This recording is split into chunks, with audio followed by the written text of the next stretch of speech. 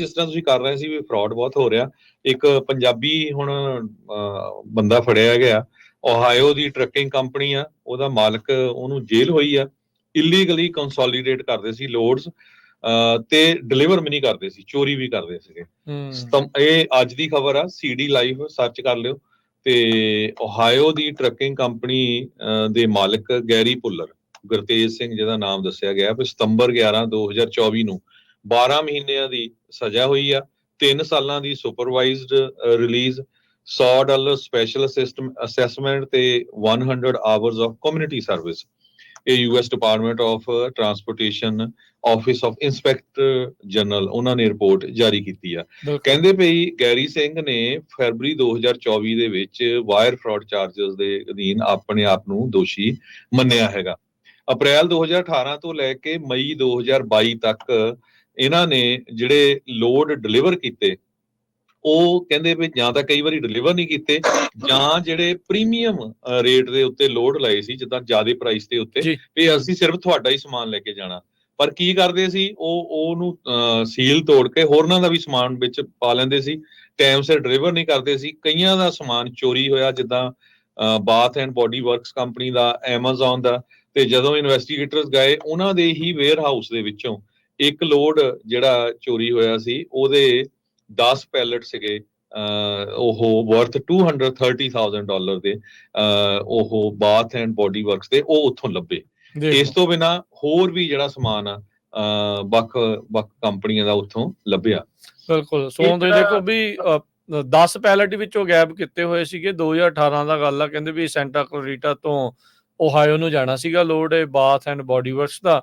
ਤੇ ਸੀਲ ਕਹਿੰਦੇ ਵੀ ਉਦਾਂ ਜਦੋਂ ਉੱਥੇ ਪਹੁੰਚੀ ਤਾਂ ਲੱਗੀ ਹੋਈ ਸੀਗੀ, ਤੇ ਬਾਅਦ 'ਚ ਪਤਾ ਲੱਗਾ ਜਦ ਖੋਲ ਕੇ ਵੀ 10 ਪੈਲਟ ਦਾ ਜਿਹੜਾ ਪ੍ਰੋਡਕਟ, ਜਿਹਦੀ ਕੀਮਤ ਤਕਰੀਬਨ $230,000 ਸੀ, ਉਸ ਦੇ ਵਿੱਚੋਂ ਮਿਸਿੰਗ ਸੀਗਾ। ਲਾ ਐਨਫੋਰਸਮੈਂਟ ਨੇ ਸਰਚ ਵਾਰੰਟ ਐਗਜ਼ੀਕਿਊਟ ਕੀਤਾ ਕੋਲੰਬਸ ਓਹਾਇਓ ਦੇ ਇਹਨਾਂ ਦੇ ਜਿਹੜਾ cargo solution express warehouse ਦੇ ਵਿੱਚ, ਤੇ ਜਿਹੜੇ 10 ਪੈਲਟ ਮਿਸਿੰਗ ਸੀਗੇ ਉੱਥੋਂ ਉਹਨਾਂ ਨੂੰ ਲੱਭੇ। ਤੇ ਇਸ ਤੋਂ ਇਲਾਵਾ ਹੋਰ ਪੈਲਟ ਜਿਹੜੇ ਚੋਰੀ ਦੇ ਸਮਾਨ ਦੇ ਸੀਗੇ, ਮਲਟੀਪਲ ਸ਼ਿਪਮੈਂਟਸ ਜਿਹੜੀਆਂ ਐਮਾਜ਼ੋਨ ਤੋਂ ਆ ਰਹੀਆਂ ਸੀਗੀਆਂ, ਓਹਾਇਓ ਨੂੰ ਜਾਣੀਆਂ ਸੀ, ਉੱਥੋਂ ਜਿਹੜਾ ਇਹ ਕੀਤਾ।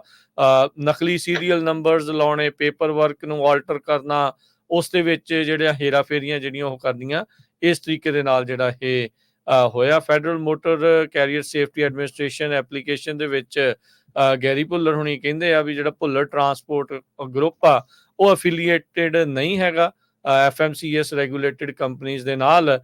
ਬਲਕਿ ਫੈਕਟ ਇਹ ਸੀਗਾ ਵੀ ਇਹਨਾਂ ਦੀ ਜਿਹੜੀ ਆ ਕਾਰਗੋ ਸੋਲਿਊਸ਼ਨ ਐਕਸਪ੍ਰੈਸ ਦੇ ਨਾਲ ਅਫੀਲੀਏਸ਼ਨ ਸੀਗੀ ਰੂਡ ਹੌਕ ਟਰਾਂਸਪੋਰਟੇਸ਼ਨ ਤੇ ਸ਼ੋਰ ਟਾਈਮ ਕੈਰੀਅਰ ਦੇ ਨਾਲ ਵੀ। ਸੋ ਇਹ ਜਿਹੜੀ ਪੂਰੀ ਇੰਸਪੈਕਟਰ ਜਨਰਲ ਜਿਹੜੇ DOT ਦੇ ਆ, ਉਹਨਾਂ ਦੇ ਆਫਿਸ ਦੇ ਦੁਆਰਾ ਇਹ ਇਨਵੈਸਟੀਗੇਸ਼ਨ ਕੰਡਕਟ ਜਿਹੜੀ ਉਹ ਕੀਤੀ ਗਈ ਸੀ।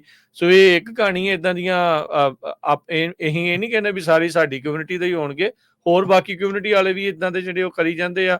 ਸ਼ਿਪਰਸ ਨੂੰ ਡੀਫਰਾਡ ਜਿਹੜਾ ਉਹ ਲਗਾਤਾਰ ਹੋ ਰਿਹਾ, ਤੇ ਹੁਣ ਆਪਣੇ ਸਾਹਮਣੇ ਹੀ ਆ ਵੀ ਕਿੰਨੀ ਜ਼ਿਆਦਾ ਇਸ ਟਾਈਮ ਸਕੀਮਾਂ ਜਿਹੜੀਆਂ ਉਹ ਚੱਲਦੀਆਂ, ਕਿਸ ਤਰੀਕੇ ਦੇ ਨਾਲ ਹੇਰਾ ਫੇਰੀਆਂ ਜਿਹੜੀਆਂ ਉਹ ਚੱਲ ਰਹੀਆਂ। ਇਸੇ ਕਰਕੇ ਕਿਤੇ ਨਾ ਕਿਤੇ ਇੰਡਸਟਰੀ ਦਾ ਵੀ ਹਾਲਾਤ ਜਿਹੜੇ ਉਹ ਮਾੜੇ ਹੁੰਦੇ ਜਾ ਰਹੇ ਆ। ਜੀ ਰਮਨ, ਇਹ ਜਿਹੜੀ ਕੰਮ ਹੈਗਾ ਨਾ, ਇਹ ਬਹੁਤ ਪੁਰਾਣਾ ਹੈਗਾ। ਕੰਸੋਲੀਡੇਸ਼ਨ ਦਾ ਕੰਮ ਜਿਹੜਾ ਨਾ, ਇਹ ਬੜਾ ਲੀਗਲ ਵੀ ਹੈਗਾ ਔਰ ਬੜਾ ਪੁਰਾਣਾ ਵੀ ਹੈਗਾ। ਇਹਨੂੰ ਬਹੁਤ, ਅਸੀਂ 96 ਦੇ ਵਿੱਚ ਜਦੋਂ ਕੰਪਨੀ ਸ਼ੁਰੂ ਕੀਤੀ ਸੀ, ਪਹਿਲਾਂ ਸਾਡਾ ਕੰਮ ਕੰਸੋਲੀਡੇਸ਼ਨ ਦਾ ਹੀ ਕੰਮ ਸੀਗਾ। ਪਰ ਉੱਥੇ ਤੁਸੀਂ ਸ਼ਿਪਰ ਦੀ ਇਜਾਜ਼ਤ ਦੇ ਨਾਲ ਕੰਸੋਲੀਡੇਸ਼ਨ ਕਰਦੇ ਆ, ਜਿੱਥੇ ਕਿ ਸ਼ਿਪਰ ਤੁਹਾਨੂੰ 1 ਪੈਲਟ 2 ਪੈਲਟ ਦਿੰਦਾ ਆ, ਔਰ ਚੀਪ ਰੇਟ ਦੇ ਉੱਤੇ ਉਹਨੇ ਉਹ ਪੈਲਟ ਜਿਹੜਾ ਨਿਊਯਾਰਕ ਅਕ੍ਰੋਸ ਕੰਟਰੀ ਪਹੁੰਚਾਉਣਾ ਹੁੰਦਾ। ਸੋ ਉੱਥੇ ਕੰਸੋਲੀਡੇਸ਼ਨ ਹੁੰਦੀ ਹੈ। ਜਿੱਦਾਂ ਫਾਰਵਰਡ ਏਅਰ ਅੱਗੇ ਕੰਪਨੀਆਂ, ਹੋਰ ਕੰਪਨੀਆਂ ਆ, ਟੀਮ ਏਅਰ ਹੈਗੀ ਆ, ਹੋਰ ਕੰਪਨੀਆਂ ਬਹੁਤ ਹੈਗੀਆਂ ਜਿਹੜੀਆਂ ਕਿ ਕੰਸੋਲੀਡੇਸ਼ਨ ਦਾ ਕੰਮ ਕਰਦੀਆਂ, ਲਾਈਨ ਹਾਲ ਕਰਦੀਆਂ। ਸੋ ਇਹ ਜਿਹੜੀ ਬਿਜ਼ਨਸ ਹੈਗਾ, ਮਾਡਲ ਹੈਗਾ, ਇਹ ਬੜਾ ਪੁਰਾਣਾ ਹੈਗਾ। ਇਸ ਬਿਜ਼ਨਸ ਮਾਡਲ ਦੇ ਵਿੱਚ ਇਹ ਕੰਮ ਚੱਲਦਾ ਆ ਰਿਹਾ ਹੈਗਾ, ਔਰ ਖਾਸ ਕਰਕੇ ਲਾਸ ਐਂਜਲਸ ਏਰੀਆ ਦੇ ਵਿੱਚ ਕੰਮ ਬਹੁਤ ਵੱਡੀ ਲੈਵਲ ਤੇ ਹੁੰਦਾ ਹੈਗਾ ਕੰਸੋਲੀਡੇਸ਼ਨ ਦਾ। ਪਰ ਇਸ ਕੰਸੋਲੀਡੇਸ਼ਨ ਦੇ ਕੰਮ ਦੇ ਵਿੱਚ ਕਈਆਂ ਨੇ ਇਹਦੇ ਵਿੱਚ ਜਿਹੜੀ ਆ ਉਹ ਚੀਜ਼ ਨੂੰ ਫੜ ਲਿਆ ਕਿ ਜਿੱਥੇ ਤੁਹਾਨੂੰ ਕੋਈ ਮਹਿੰਗਾ ਲੋਡ ਮਿਲਿਆ ਹੈਗਾ, ਲੇਕਿਨ ਉਹ ਸ਼ਿਪਰ ਚਾਹੁੰਦਾ ਹੈਗਾ ਕਿ ਉਹ ਸਿੰਪਲੀ ਉਹਨਾਂ ਦਾ ਲੋਡ ਹੀ ਲੈ ਕੇ ਜਾਣਾ ਹੋਵੇ, ਉਹਨਾਂ ਦਾ ਲੋਡ ਹੀ ਲੈ ਕੇ ਜਾਣਾ ਆ। ਈਵਨ ਜਿਹੜੇ ਰਾਜਕਿਰਨ ਇਹ ਜਿਹੜੇ ਟ੍ਰੇਲਰ ਹੈਗੇ ਆ, ਇਹ ਡਬਲ ਸਟੈਕ ਟ੍ਰੇਲਰ ਵੀ ਹੁੰਦੇ ਆ। ਉਹਨਾਂ ਦੇ ਉੱਪਰ ਡਬਲ ਅੰਦਰ ਛੱਤ ਇੱਕ ਹੋਰ ਹੁੰਦੀ ਹੈ, ਉੱਤੇ ਡਬਲ ਫਰੇਟ ਚਲਾ ਜਾਂਦਾ। ਜਦੋਂ ਹਲਕਾ ਫਰੇਟ ਹੁੰਦਾ ਉਹ ਡਬਲ ਸਟੈਕ ਵੀ ਹੋ ਜਾਂਦਾ ਹੈ, ਉੱਪਰ ਫਲੋਰ ਬਣ ਜਾਂਦੀ ਆ। ਇਹ ਬੜਾ ਇਹਦੇ ਵਿੱਚ ਬਹੁਤ ਕੁਝ ਹੁੰਦਾ ਆ, ਬੜੇ ਮਹਿੰਗੇ ਲੋਡ ਬਣ ਜਾਂਦੇ ਆ, ਕਿਉਂਕਿ ਜਦੋਂ 2-2 4-4 ਪੈਲਟ ਇਕੱਠੇ ਕਰਕੇ ਇੱਕ ਟਰੱਕ ਦੇ ਵਿੱਚ ਜਾਂਦੇ ਆ ਤੇ ਉਹ ਲਾਈਨ ਹਾਲ ਉਹਨੂੰ ਕਹਿੰਦੇ ਆ। ਸੋ ਉਹਦੇ ਵਿੱਚ ਜਦੋਂ ਤੁਹਾਨੂੰ ਸ਼ਿਪਰ ਕੰਸੈਂਟ ਦੇ ਰਿਹਾ ਹੈਗਾ, ਉਹ ਸੀਲ ਲਾ ਰਿਹਾ ਹੈਗਾ, ਤੇ ਉਹ ਸੀਲ ਦਾ ਫਿਰ ਇਸ ਤਰ੍ਹਾਂ ਹੁੰਦਾ ਕਿ ਸੀਲ ਤੋੜੀ ਨਹੀਂ ਜਾਂਦੀ। ਉਹ ਲੌਕ ਥੱਲਿਓਂ ਉਹਦੀਆਂ ਜਿਹੜੀਆਂ ਜਦੋਂ ਆਪਾਂ ਟ੍ਰੇਲਰ ਦੇ ਪਿੱਛੇ ਲੌਕ ਲਾਉਂਦੇ ਆ ਨਾ, ਉਹਦੀ ਨਟਸ ਆ ਉਹ ਬਾਹਰੋਂ ਅੰਦਰ ਨੂੰ ਹੁੰਦੇ ਆ, ਤਾਂ ਕਿ ਅੰਦਰੋਂ ਜਦੋਂ ਕੋਈ ਲੌਕ ਲੱਗ ਗਿਆ ਤੇ ਉਹ ਖੁੱਲਦੇ ਨਹੀਂਗੇ। ਪਰ ਇੱਥੇ ਪਹਿਲਾਂ ਹੀ ਟ੍ਰੇਲਰ ਦੇ ਜਿਹੜੇ ਨਟਸ ਆ ਉਹ ਉਲਟੇ ਕਰ ਦਿੱਤੇ ਜਾਂਦੇ ਆ, ਬਾਹਰੋਂ ਖੁੱਲਣ ਵਾਲੇ ਕਰ ਦਿੱਤੇ ਜਾਂਦੇ ਆ। ਸੋ ਜਦੋਂ ਸੀਲ ਲੱਗ ਜਾਂਦੀ ਆ, ਉਦੋਂ ਟ੍ਰੇਲਰ ਦਾ ਜਿਹੜਾ ਉਹ ਲੌਕ ਆ, ਹੈਂਡਲ ਆ, ਉਹਨੂੰ ਹੀ ਸਕਰੂ ਖੋਲ ਦਿੱਤੇ ਜਾਂਦੇ ਆ ਤੇ ਉਹਨਾਂ ਗੇਟ ਡੋਰ ਖੁੱਲ ਜਾਂਦਾ। ਲੋਡ ਜਿਹੜਾ ਵਿੱਚ ਲੱਦ ਕੇ ਉਹਨੂੰ ਟ੍ਰਾਂਸਫਰ ਕਰਕੇ ਮੁੜ ਕੇ ਉੱਥੇ ਜਾ ਕੇ ਦੁਬਾਰਾ ਫਿਰ ਉਦਾਂ ਹੀ ਜਿਹੜਾ ਤੁਹਾਡਾ ਟ੍ਰੇਲਰ ਲੌਕ ਆ ਉਹ ਬੰਦ ਕਰ ਦਿੱਤਾ ਜਾਂਦਾ। ਸੋ ਇਹ ਚੀਜ਼ਾਂ ਜਿਹੜੀਆਂ ਇਹ ਕਾਫੀ ਸਮੇਂ ਤੋਂ ਹੋ ਰਹੀਆਂ ਹੈਗੀਆਂ, ਚੱਲ ਰਹੀਆਂ ਹੈਗੀਆਂ।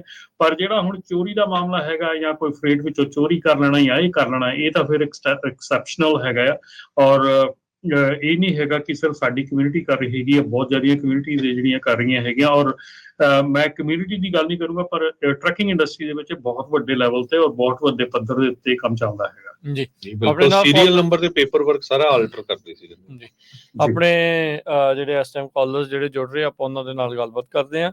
ਜੁੜੇ ਨੇ ਆਪਣੇ ਨਾਲ ਅਮਰੀਕ ਜੀ। ਹਾਂਜੀ, ਸਤਿ ਸ਼੍ਰੀ ਅਕਾਲ ਜੀ। ਸਤਿ ਸ਼੍ਰੀ ਅਕਾਲ ਜੀ। ਸਤਿ ਸ਼੍ਰੀ ਅਕਾਲ ਜੀ। ਸਤਿ ਸ਼੍ਰੀ ਅਕਾਲ।